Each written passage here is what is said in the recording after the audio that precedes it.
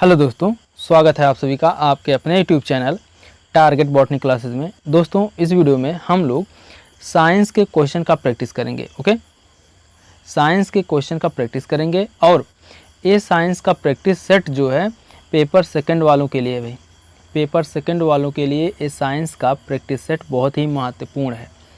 और आपको बता दें कि ये प्रैक्टिस सेट नंबर 11 है। इससे पहले हम लोग 10 प्रैक्टिस सेट सॉल्व कर चुके हैं और जो लोग पिछले प्रैक्टिस सेट को सॉल्व नहीं किए हैं वे लोग जाएं और जा कर के पिछले प्रैक्टिस सेट को सॉल्व करें, उसके बाद फिर आगे कंटिन्यू करें। ओके, देखिए ये प्रैक्टिस सेट है ना, अंग्रेजी और हिंदी दोनों भाषाओं में है। ओके, और आपको बता दें कि सीटेट 7 जुलाई 2024 के लिए बहुत ही इम्पोर्टेंट है और उसके आगे जो सीटेट के एग्ज़ाम आएंगे उनके लिए भी बहुत ही इम्पोर्टेंट है भाई, क्योंकि ये प्रीवियस ईयर क्वेश्चन पेपर है और प्रीवियस ईयर क्वेश्चन पेपर का कोई एक्सपायरी डेट नहीं होता भाई। ठीक है, आप लोग जितना previous year question paper solve करोगे आपका नॉलेज उतना ही बढ़ेगा और आपका प्रैक्टिस करने का एक्सपीरियंस भी बढ़ेगा, साथ ही साथ टाइम मैनेजमेंट भी सही हो जाएगा। ओके, जो कि आज के समय में प्रेजेंट में सीटेट के एग्ज़ाम में टाइम मैनेजमेंट करना बहुत बड़ी बात है। ओके, तो आप लोगों से कहना चाहते हैं कि प्रीवियस ईयर क्वेश्चन पेपर भर भर के लगाइए भाई। ठीक है, और नहीं कहीं मिल रहा है तो आप आपके अपने YouTube channel target botany classes से जुड़े रहिए। आपको 2011 से लेकर 2024 तक के जितने भी सीटेट के एग्ज़ाम हुए हैं सभी के प्रीवियस ईयर क्वेश्चन पेपर आपको सॉल्व कराए जाएंगे विथ डिटेल सॉल्यूशन। ओके, तो चलिए देर ना करते हुए वीडियो को स्टार्ट करते हैं। देखिए यहाँ पर लिखा हुआ है इजी टू हार्ड पेपर। ठीक है, इजी पेपर हम लोग सॉल्व कर चुके हैं, अब धीरे धीरे हम लोग इजी से हार्ड पेपर की ओर आगे बढ़ रहे हैं। ठीक है, चलिए देखते हैं। देखिए पहला क्वेश्चन, संसार में पाए जाने वाले सबसे लंबे सर्प हैं, कौन है भाई? वाइपर्स, एनाकोंडा, बोआ या फिर रेटिकुलेटेड पाइथन यानी जालीदार अजगर। बताइए भाई इनमें से कौन सा ऑप्शन सही है, जल्दी बताइए। ऑप्शन नंबर डी सही है, जालीदार अजगर। ठीक है, संसार में पाए जाने वाले सबसे लंबे सर्प, वाइपर का वैज्ञानिक नाम है वाइपरेडी। ठीक है, वाइपरेडी, देखिए लिख दे रहे हैं भाई, आप लोग नोट डाउन कर लीजिएगा। वाइपरेडी, ठीक है, जो विषैले सांपों का एक जैव वैज्ञानिक कुल है। ठीक है, वाइपर का वैज्ञानिक नाम है वाइपरेडी, जो विषैले सर्पों का एक जैव वैज्ञानिक कुल है जो विश्व भर में पाए जाते हैं। केवल अंटार्कटिका, ऑस्ट्रेलिया, न्यूजीलैंड, मेडागास्कर अन्य स्थानों को छोड़कर वाइपर सबसे लंबा और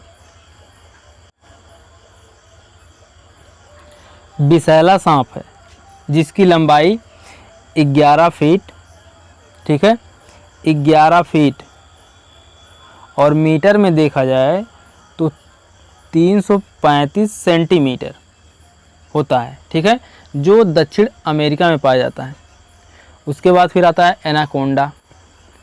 ठीक है भाई, एनाकोंडा एक प्रजाति है जिसको हरा एनाकोंडा के नाम से जाना जाता है, जो दक्षिण अमेरिका में पाया जाता है। यह विषैला नहीं होता। ठीक है, एनाकोंडा जो होता है वह विषैला नहीं होता और इसकी लंबाई, एनाकोंडा की लंबाई जो होती है 17 फीट होती है भाई। एनाकोंडा की लंबाई 17 फीट होती है। और बोआ लिख रहे हैं आप लोग, बोआ तो लिखा हुआ है,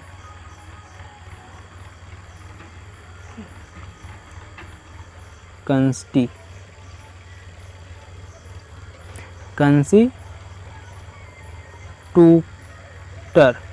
ठीक है, बोआ कंसीटूक्टर, जिसे लाल पूंछ वाला बोआ या सामान्य बोआ कहा जाता है, जो उत्तर दक्षिण अमेरिका में पाया जाता है। मादा सर्प की लंबाई लगभग 7 से 10 फीट होती है। ठीक है, बोआ के मादा सर्प की लंबाई 7 से 10 फीट होती है तथा नर सर्प की लंबाई यानी मेल सर्प की लंबाई 6 से 8 फीट होती है। ठीक है, बोआ के मादा सर्प की लंबाई 7 से 10 फीट होती है और नर जो होता है, नर बोआ होता है, वह 6 से 8 फीट का होता है। ओके, अब उसके बाद फिर लास्ट आता है जालीदार सांप, जालीदार अजगर। ठीक है, इसकी लंबाई लगभग 19 फीट होती है भाई। जालीदार अजगर की लंबाई 19 फीट होती है,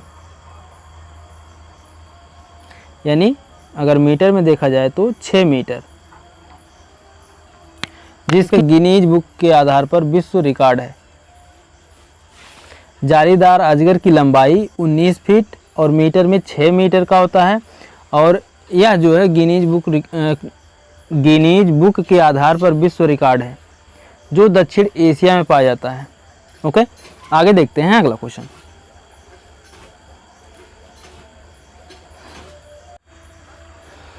देखिए अगला क्वेश्चन है, विश्व भर में लोगों द्वारा योग किया जाता है क्योंकि यह एक आसान व्यायाम है, या फिर यह लोगों को स्वस्थ रखता है, यह भूख बढ़ाता है, या खुशियाँ लाता है। बताइए भाई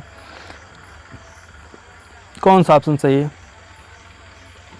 ऑप्शन नंबर बी सही है, इट कीप पीपुल हेल्दी। ठीक है, यह लोगों को स्वस्थ रखता है। योग का अर्थ एकता या बांधना है भाई।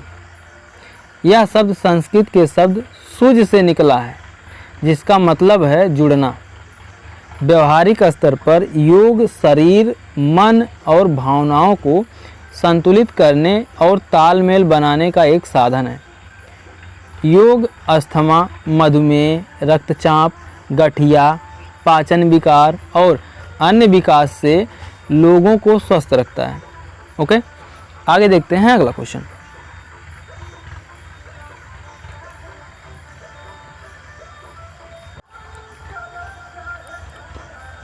देखिए, चेचक के टीके का आविष्कार ... के द्वारा किया गया। किसके द्वारा किया गया था भाई? रोनाल्ड रॉस, रॉबर्ट कॉच, या फिर एडवर्ड जेनर, या फिर अलेक्जेंडर फ्लेमिंग। बताइए भाई इनमें से कौन सा ऑप्शन सही है? ऑप्शन नंबर सी सही है, एडवर्ड जेनर। ठीक है, चेचक के टीका का आविष्कार जो है अंग्रेज चिकित्सक एडवर्ड जेनर ने 1749 से 1823 ईस्वी में किया। ठीक है, एडवर्ड जेनर को इम्यूनोलॉजी का पिता कहा जाता है। ठीक है, एडवर्ड जेनर को इम्यूनोलॉजी का पिता कहा जाता है। आगे देखते हैं अगला क्वेश्चन। देखिए, निम्नलिखित में से किसका उपयोग एक परिरक्षक के रूप में किया जाता है? बताइए भाई, copper sulphate, sodium benzoate, ammonia sulphate, या सोडियम क्लोराइड। बताइए भाई इनमें से कौन सा ऑप्शन सही है? ऑप्शन नंबर बी सही है, सोडियम बेंजोएट। ठीक है, मुख्य रूप से सोडियम बेंजोएट का प्रयोग खाद्य परिरक्षक के रूप में किया जाता है। इसके अलावा सोडियम क्लोराइड का भी उपयोग खाद्य परिरक्षक के रूप में किया जा सकता है। ये परिरक्षक फफूंदी के गुणों को रोककर खाद्य पदार्थों को सुरक्षित रखता है और कवक के आक्रमण से खाद्य पदार्थों की रक्षा करता है। ठीक है, आगे देखते हैं अगला क्वेश्चन। देखिए, माइटोकॉन्ड्रिया एटीपी और राइबोसोम बताइए भाई।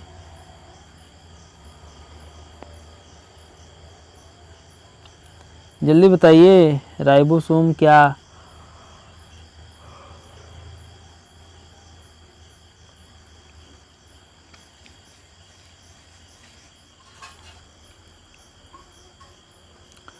Ribosome protein.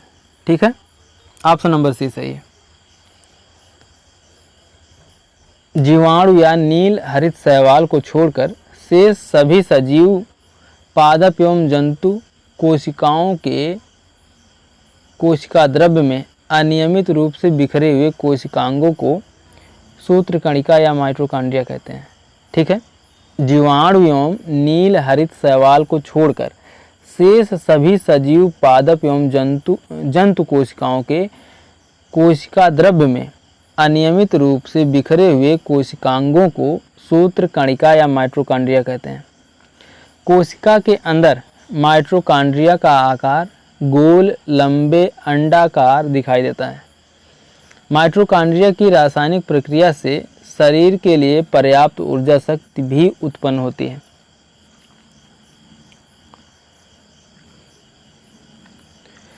संग्रहित ऊर्जा का रासायनिक रूप में एटीपी यानी एडिनोसिन ट्राइफॉस्फेट है। संग्रहित ऊर्जा का रासायनिक स्वरूप एटीपी के रूप में है। राइबोसोम राइबोन्यूक्लिक एसिड नामक अम्ल व प्रोटीन से मिलकर बना होता है। राइबोसोम जो होता है वह राइबोन्यूक्लिक एसिड नामक अम्ल व प्रोटीन से मिलकर बना होता है, जो प्रोटीन संश्लेषण के लिए उपयुक्त स्थान प्रदान करती है। इसलिए इसे प्रोटीन की फैक्ट्री भी कहा जाता है। किसे? राइबोसोम को। ठीक है, राइबोसोम को प्रोटीन की फैक्ट्री भी कहा जाता है। ओके, आगे देखते हैं अगला क्वेश्चन। देखिए, यदि एक सरल लोलक की आवृत्ति 20 बोल रहे हैं 2 हर्ट्ज हो तो यह 16 सेकंड में कितने दोलन करेगा? बताइए भाई।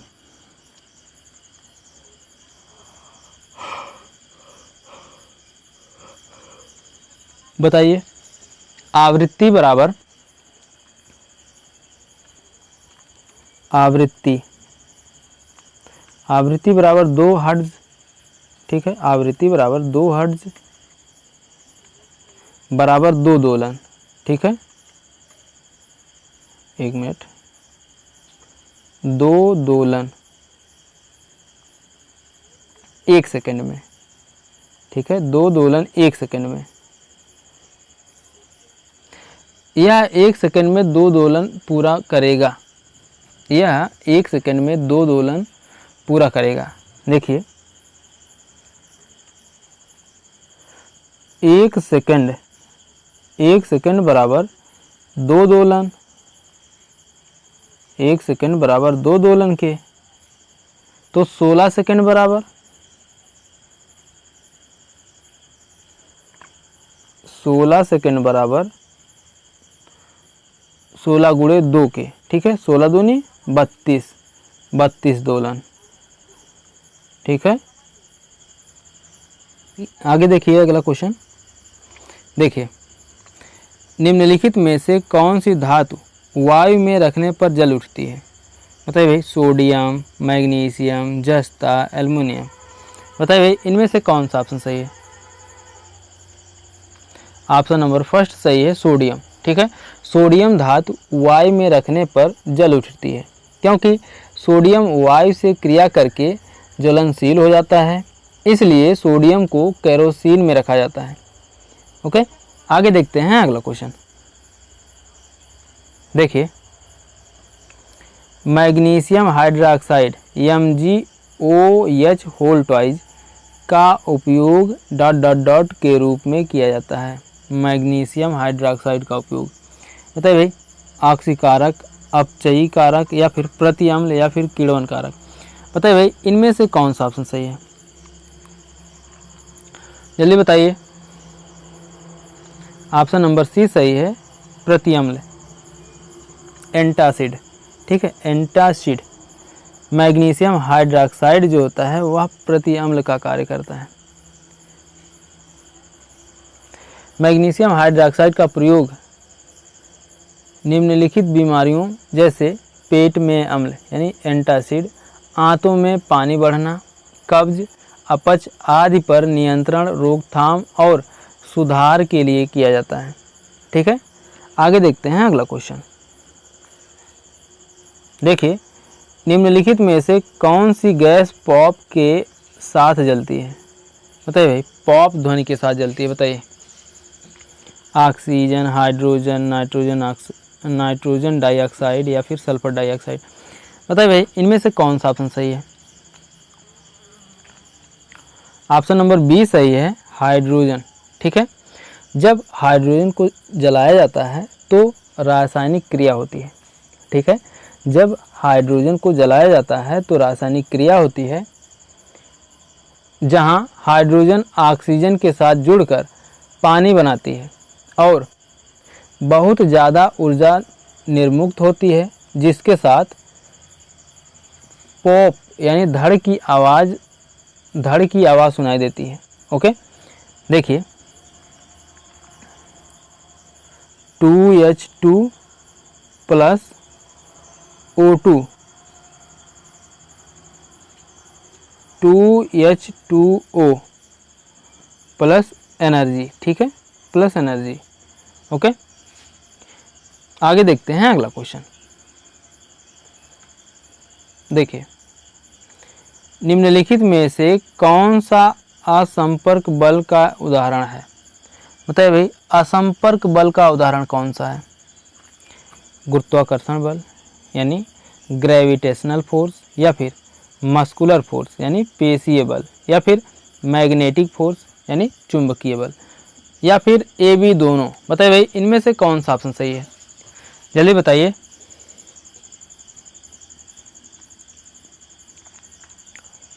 वह बल जो किसी वस्तु के संपर्क में आए बिना ही वस्तु बल का अनुभव करे। ठीक है, वह बल जो किसी वस्तु के संपर्क में आए बिना ही वस्तु बल का अनुभव करे असंपर्क बल कहलाता है। गुरुत्वाकर्षण बल, चुंबकीय बल एवं स्थिर वैद्युत बल असंपर्क बल के उदाहरण हैं। ठीक है, गुरुत्वाकर्षण बल, चुंबकीय बल एवं स्थिर वैद्युत बल असंपर्क बल के उदाहरण हैं। ठीक है, नोट कर लीजिएगा। जबकि पेशीय बल एवं घर्षण बल संपर्क बल के उदाहरण हैं। ठीक है, और आपको बता दें इसमें जो ना आयोग ने इस प्रश्न में कॉमन अंक दिए हुए, इसलिए इसको स्टार बना दीजिए। ठीक है, आगे देखते हैं अगला क्वेश्चन।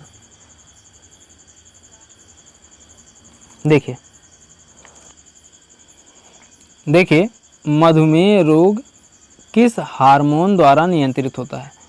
बताइए भाई किस हार्मोन द्वारा नियंत्रित होता है। थायरॉक्सिन, एड्रेनलिन, इंसुलिन, या फिर थाइमोसिन। बताइए भाई इनमें से कौन सा ऑप्शन सही है, जल्दी बताइए। ऑप्शन नंबर सी सही है, इंसुलिन। ठीक है, इंसुलिन एक प्रकार का हार्मोन है जिसका निर्माण अग्न्याशय में होता है। ठीक है, इंसुलिन का निर्माण अग्न्याशय में होता है। हमारा आमाशय कार्बोहाइड्रेट को रक्त शर्करा में परिवर्तित कर देता है। इंसुलिन के माध्यम से यह रक्त शर्करा ऊर्जा में परिवर्तित हो जाती है। ठीक है, यदि पैंक्रियाज इंसुलिन बनाना बंद कर दे तो ब्लड ग्लूकोज ऊर्जा में परिवर्तित नहीं होती है। ठीक है, यदि पैंक्रियाज इंसुलिन बनाना बंद कर दे तो ब्लड ग्लूकोज ऊर्जा में परिवर्तित नहीं होगी। ऊर्जा की कमी के कारण व्यक्ति जल्दी थक जाएगा, इसलिए ऊर्जावान रहने के लिए इंसुलिन का निर्माण होना जरूरी है। ठीक है, डायबिटीज़ यानी मधुमेह के रोगियों में ब्लड शुगर को सामान्य रखने के लिए इंसुलिन दिया जाता है। ओके, आगे देखते हैं अगला क्वेश्चन। देखिए निम्नलिखित में से कौन सा पेट्रोलियम का उत्पाद नहीं है। बताइए भाई इनमें से पेट्रोलियम का उत्पादन नहीं है। मिट्टी का तेल, CNG, पैराफिन, मोम, या फिर बिटुमेन। बताइए भाई इनमें से कौन सा ऑप्शन सही है, जल्दी बताइए। ऑप्शन नंबर बी सही है, CNG। ठीक है, संपीड़ित प्राकृतिक गैस CNG का फुल फॉर्म है कंप्रेस्ड नेचुरल गैस। ठीक है, कंप्रेस्ड नेचुरल गैस यानी CNG प्राकृतिक रूप से पाए जाने वाला ज्वलनशील गैस को अत्यधिक दबाव के अंदर रखने से बने तरल को कहते हैं। ठीक है। CNG प्राकृतिक रूप से पाए जाने वाले ज्वलनशील गैस को अत्यधिक दबाव के अंदर रखने से बने तरल को कहते हैं। इस गैस का प्रयोग करने के लिए 200 से 250 किलोग्राम प्रति वर्ग सेंटीमीटर तक दबाया जाता है।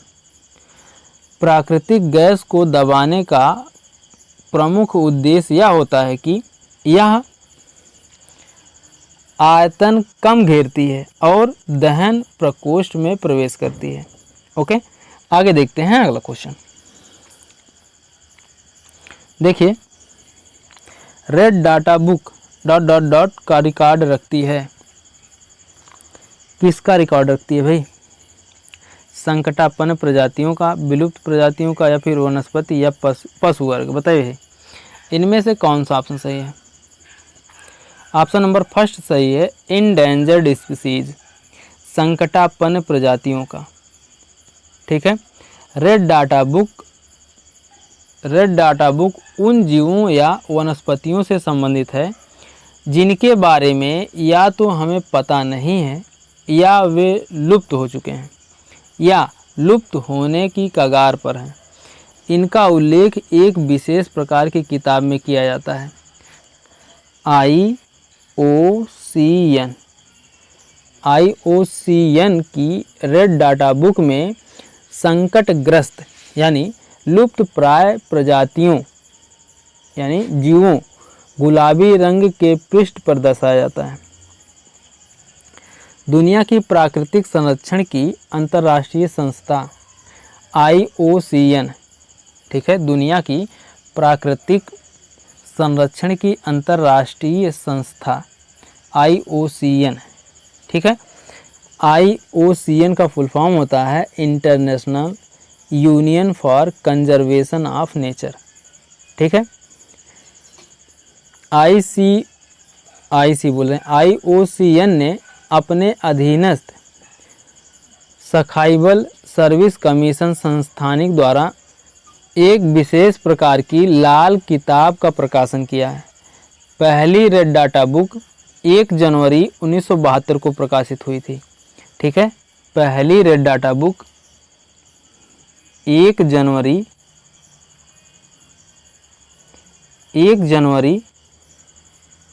1972, ठीक है, 1972 को प्रकाशित हुई थी। स्तनधारी पक्षी, मरुस्थलीय जीव, उभयचर मछलियों के बारे में, पौधे एवं वनस्पतियों के बारे में, ठीक है, इसमें वर्णन है। आगे देखते हैं अगला क्वेश्चन।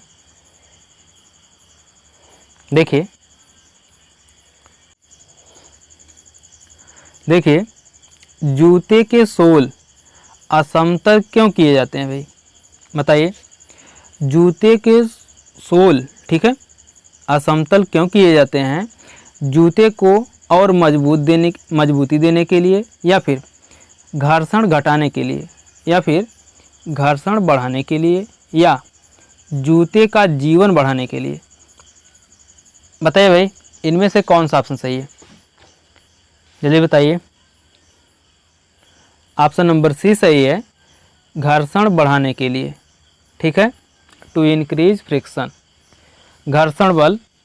घर्षण एक बल है जो दो तलों के बीच सापेक्षिक स्पर्शी गति का विरोध करता है। घर्षण बल का मान दोनों तलों के बीच अभिलंब बल पर निर्भर करता है। ओके, घर्षण के उपयोग क्या होते हैं? पृथ्वी की सतह पर चलने वाले प्रत्येक वाहन की गति सतह तथा वाहन के आधार के बीच घर्षण बल द्वारा ही संभव है। यही कारण है कि जड़त्व बढ़ाने के लिए जूते के सोल असमतल किए जाते हैं। ओके, आगे देखते हैं अगला क्वेश्चन। देखिए, अगला क्वेश्चन है, सरिका ने आसुत जल एक बोतल में लिया और पता लगाने की कोशिश की कि वह विद्युत का सुचालक है या नहीं। उसे क्या प्राप्त होने की संभावना है? बताइए भाई, क्या प्राप्त होने की संभावना है? बताइए भाई, यह विद्युत का सुचालक है, या फिर यह एक विद्युत रोधी है, या फिर यह विद्युत का कमजोर चालक है, या उपयुक्त में से कोई नहीं। बताइए भाई, इनमें से कौन सा ऑप्शन सही है, जल्दी बताइए। ऑप्शन नंबर सी सही है, यह विद्युत का कमजोर चालक है। ठीक है।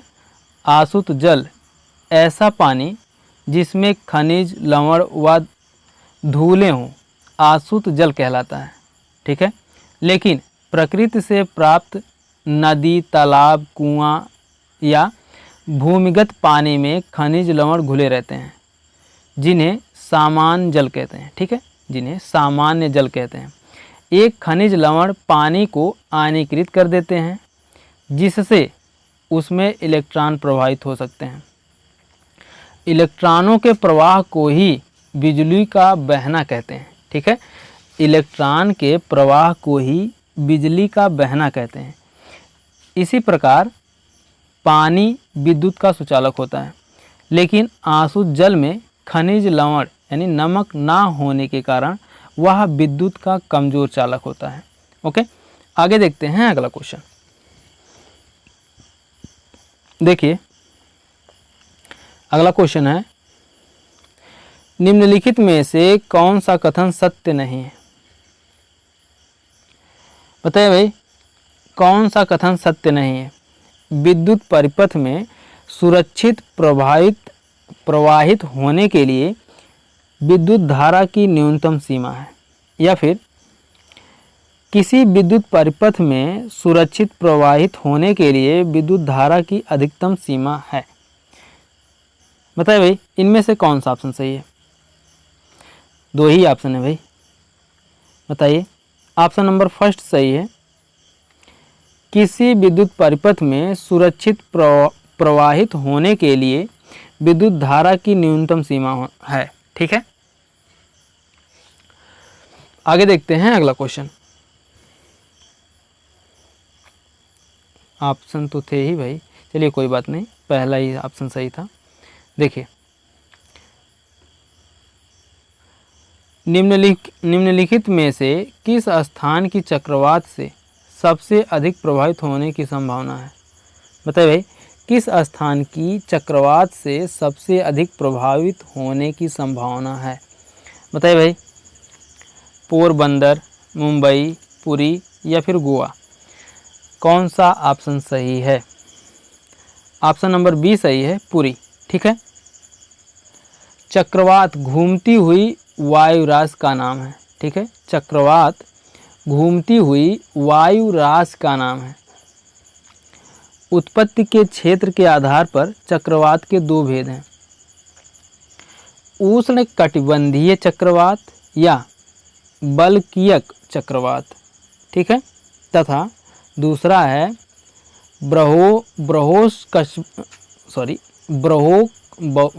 क्या ही बताएं भाई, अजीब नाम है, ब्रहोस कटिबंधीय चक्रवात या शीतोष्ण कटिबंधीय चक्रवात या उष्ण बेलेयार चक्रवात।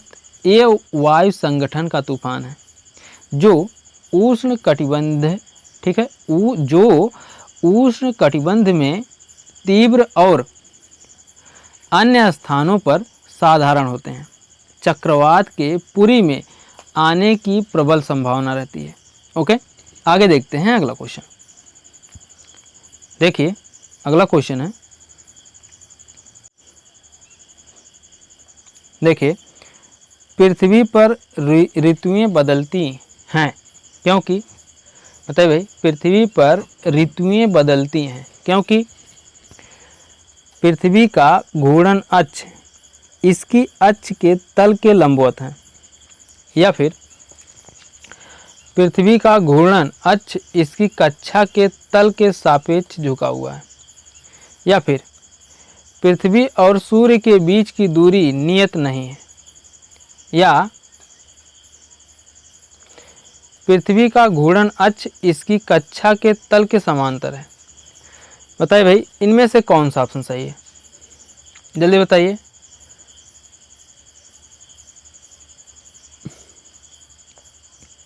ऑप्शन नंबर बी सही है।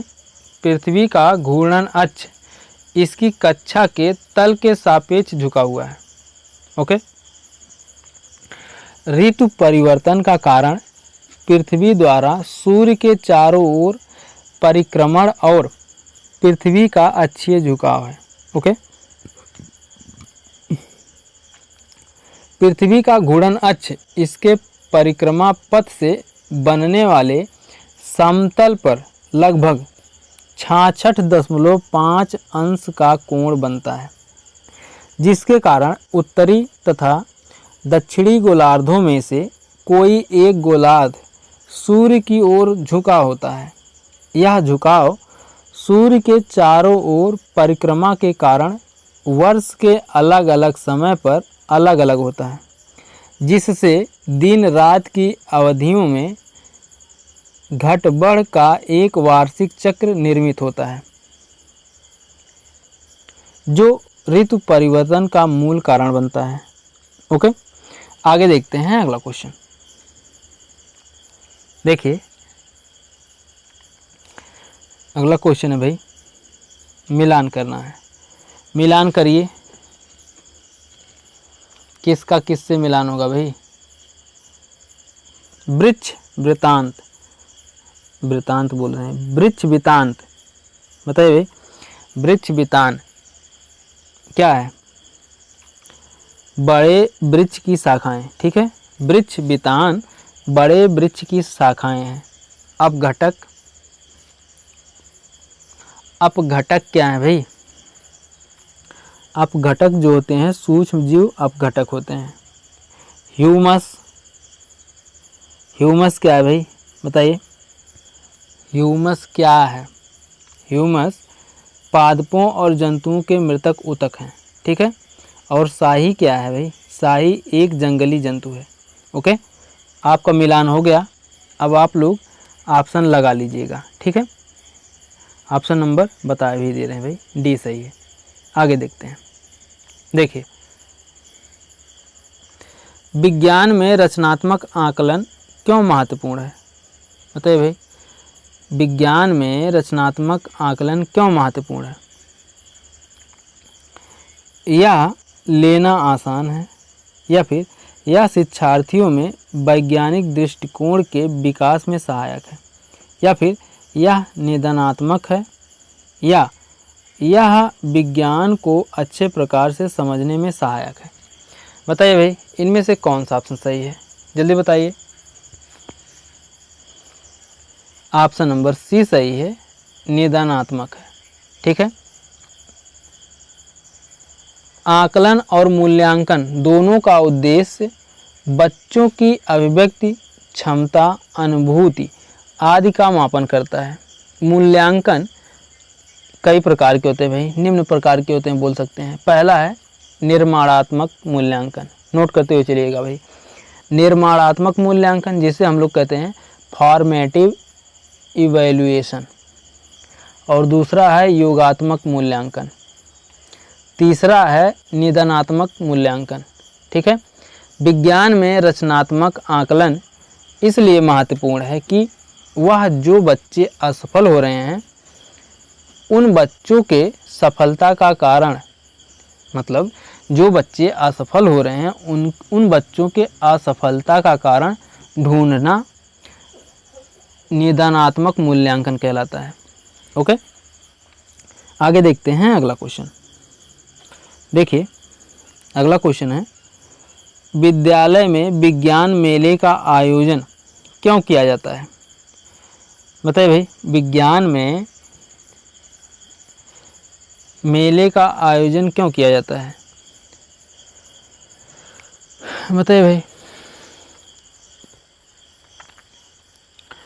शिक्षार्थियों को विज्ञान में उच्च शिक्षा के लिए तैयार करने के लिए, या फिर शिक्षार्थियों को उनकी परीक्षा में आने बोल रहे हैं भाई, उनकी परीक्षा में अच्छे अंक प्राप्त करने में सहायता करने के लिए, या फिर शिक्षार्थियों में विज्ञान में सृजन एवं प्रयोग करने की क्षमता का विकास करने के लिए, या फिर शिक्षार्थियों का उनके प्रदर्शन के आधार पर मूल्यांकन करने के लिए। बताइए भाई इनमें से कौन सा ऑप्शन सही है, जल्दी बताइए। ऑप्शन नंबर सी सही है, शिक्षार्थियों में विज्ञान में सृजन एवं प्रयोग करने की क्षमता का विकास करने के लिए। ओके, आगे देखते हैं अगला क्वेश्चन। इसके बारे में थोड़ा सा जान लीजिए भाई।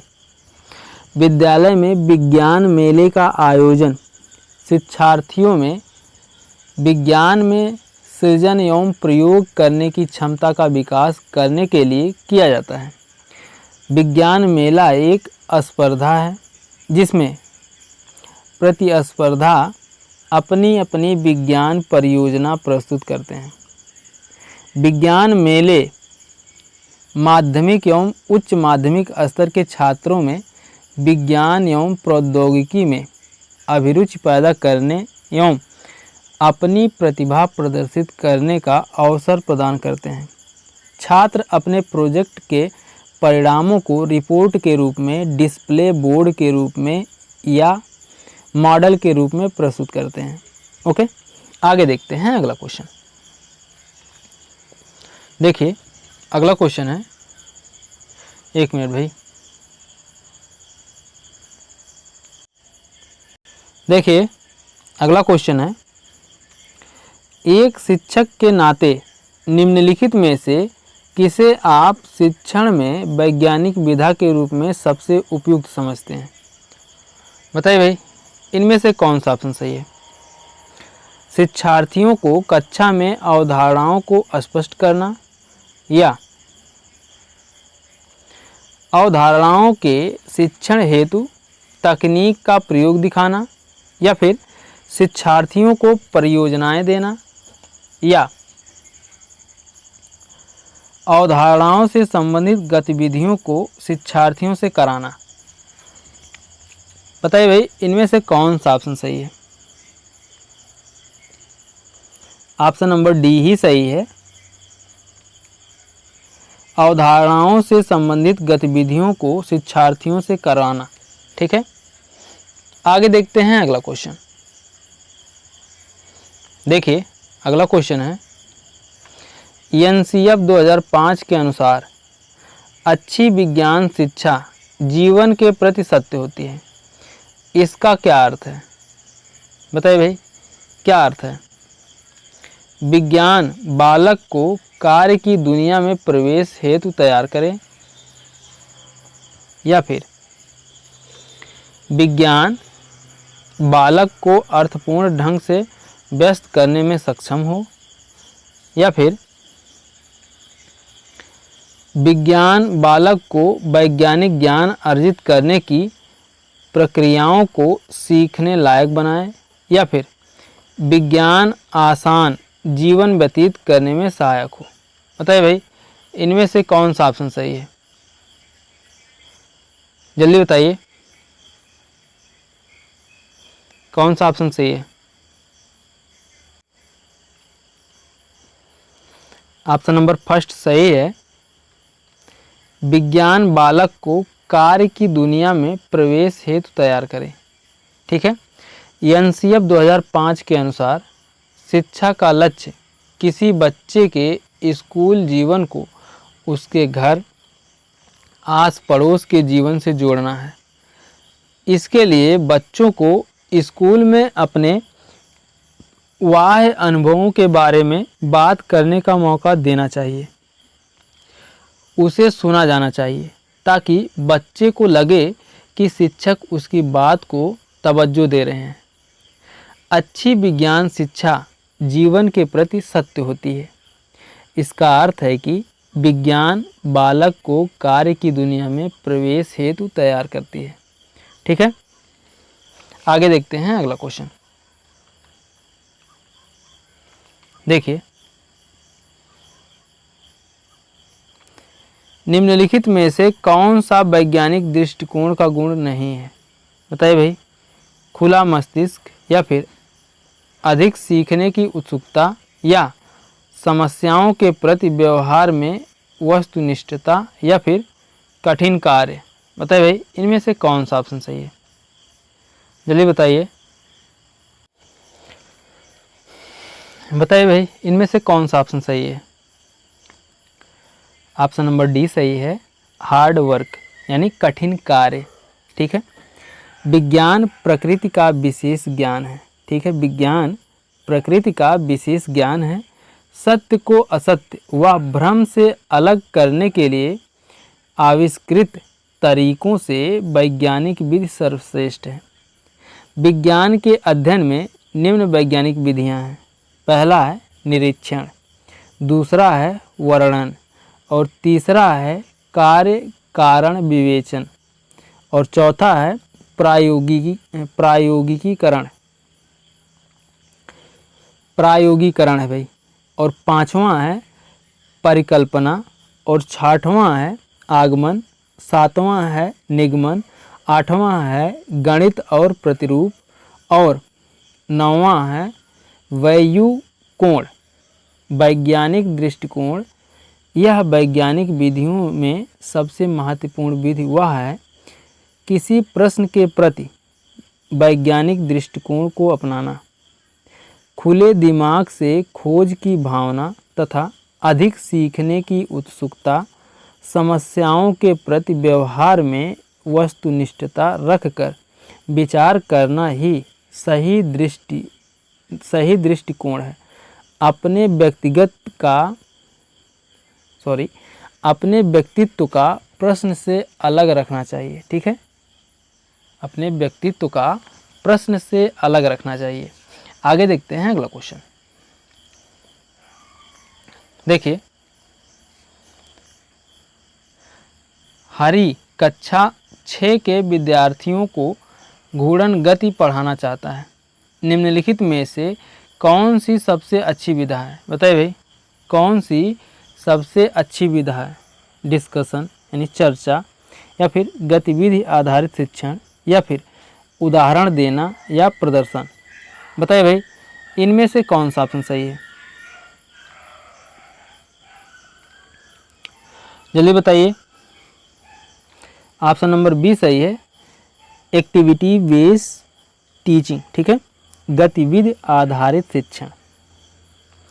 घूर्णन गति पढ़ाने के लिए गतिविधि आधारित शिक्षण सबसे अच्छी विद्या होगी, क्योंकि गतिविधि आधारित शिक्षण करके सीखो विधि पर आधारित है और विज्ञान शिक्षण करके सीखने पर अधिक बल देता है। ठीक है, आगे देखते हैं अगला क्वेश्चन। देखिए, निम्नलिखित में से कौन सा विज्ञान अधिगम का एक महत्वपूर्ण उद्देश्य है। बताइए भाई कौन सा है। विज्ञान का ज्ञान अर्जित करना, या फिर विज्ञान की विषय वस्तु की जानकारी एकत्रित करना, या अध्ययनकर्ताओं। ठीक है, अध्ययनकर्ताओं में, या फिर अधिगमकर्ताओं हो जाता तो भी कोई बात नहीं भाई। अध्ययनकर्ताओं में ईमानदारी, अखंडता और सहयोग के मूल्यों की प्राप्ति, या फिर अपने सहपाठियों को विज्ञान का ज्ञान अर्जित करने में सहायता करना। बताइए भाई इनमें से कौन सा ऑप्शन सही है। ऑप्शन नंबर सी सही है, अध्ययनकर्ताओं में ईमानदारी, अखंडता और सहयोग के मूल्यों के प्रति। ठीक है, ऑप्शन नंबर सी सही है। विज्ञान अधिगम का महत्वपूर्ण उद्देश्य नंबर 1 है अध्ययनकर्ताओं में ईमानदारी, अखंडता और सहयोग के मूल्यों की प्राप्ति। दूसरा है छात्रों में पाठ के प्रति जागृत करना। ठीक है, छात्रों में पाठ के प्रति जागृत करना। या फिर तीसरा है सीखने की गति में सुधार करना। और चौथा है अमूर्त पदार्थों को मूर्त रूप देना। ठीक है, आगे देखते हैं अगला क्वेश्चन। देखिए, विज्ञान के मूल्यांकन में सतत एवं समग्र मूल्यांकन का अर्थ है क्या है भाई। सतत एवं समग्र मूल्यांकन का अर्थ क्या है। समेटिव एंड फॉर्मेटिव असेसमेंट, अंतिम एवं रचनात्मक मूल्यांकन, या फिर अधिक आवर्ती जांच एवं परीक्षा, या फिर अधिगम के आकलन हेतु सामान्य गतिविधियां और अभ्यास, या फिर विज्ञान के सभी पहलुओं का मूल्यांकन। बताइए भाई, इनमें से कौन सा ऑप्शन सही है? जल्दी बताइए। ऑप्शन नंबर सी सही है, अधिगम के आकलन हेतु सामान्य गतिविधियां और अभ्यास। ठीक है। विज्ञान के मूल्यांकन में सतत एवं समग्र मूल्यांकन का अर्थ अधिगम के आकलन हेतु सामान्य गतिविधियां और अभ्यास होता है। सतत तथा व्यापक मूल्यांकन का अर्थ है छात्रों के विद्यालय आधारित मूल्यांकन की प्रणाली, जिसमें छात्र के विकास के सभी पक्ष शामिल हैं। सतत शब्द का अर्थ है कि निर्धारण की नियमितता, यूनिट परीक्षा की आकृति, अधिगम के अंतरालों का निदान, सुधारात्मक उपायों का उपयोग, पुनः परीक्षा और स्वयं मूल्यांकन। ओके, आगे देखते हैं अगला क्वेश्चन। देखिए अगला क्वेश्चन है, निम्नलिखित में से कौन सा समस्या समाधान विधि का एक चरण नहीं है? बताइए भाई, स्थिति की कल्पना करना, समाधान का प्रयास करना, या फिर निष्कर्ष निकालना, या फिर अवलोकन। बताइए भाई, कौन सा समस्या समाधान विधि का एक चरण नहीं है?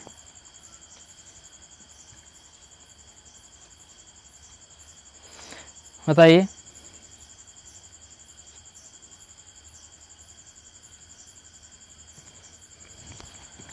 कौन सा ऑप्शन सही है भाई?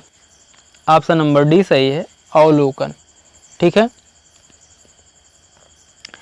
प्रेक्षण द्वारा सीखना मुख्य विधि है, जिसके द्वारा हम सीख सकते हैं।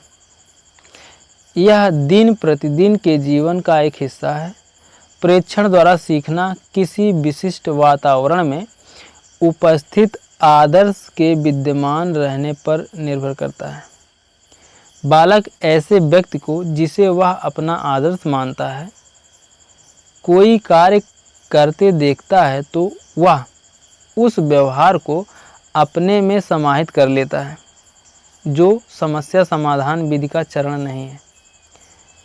जबकि स्थिति की कल्पना करना, समाधान का प्रयास करना, निष्कर्ष निकालना, ये सभी समस्या समाधान के चरण हैं। ठीक है। आगे देखते हैं अगला क्वेश्चन। देखिए, निम्नलिखित में से कौन सा विज्ञान में अनुरूपता विधि का एक चरण है? बताइए भाई, अनुरूपता विधि का एक चरण है समानताओं का चित्रण, या फिर अमूर्तता का प्रस्तुतिकरण, या फिर अवधारणाओं को एक दूसरे से जोड़ना, या एप्लीकेशन या उपयोग। बताइए भाई, इनमें से कौन सा ऑप्शन सही है? जल्दी बताइए।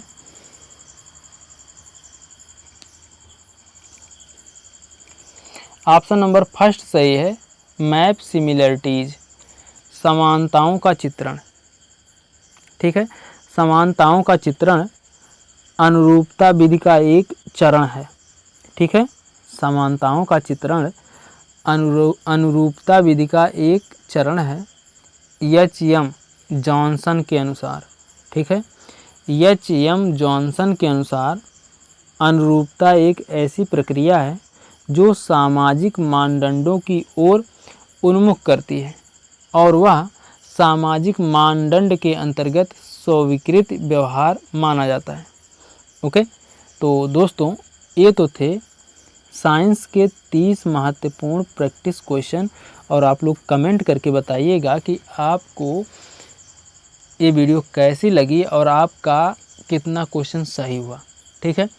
एक बात और कहना चाहते हैं आप लोगों से, अगर आप लोग आपके अपने YouTube channel target botany classes पर नए हैं तो चैनल को सब्सक्राइब कर लीजिए, बेल आइकन को भी प्रेस कर दीजिए, ताकि हमारे हर नए वीडियो का नोटिफिकेशन आप तक हमेशा पहुंचता रहे। मिलते हैं नेक्स्ट वीडियो में, तब तक के लिए जय हिंद, जय भारत, वंदे मातरम।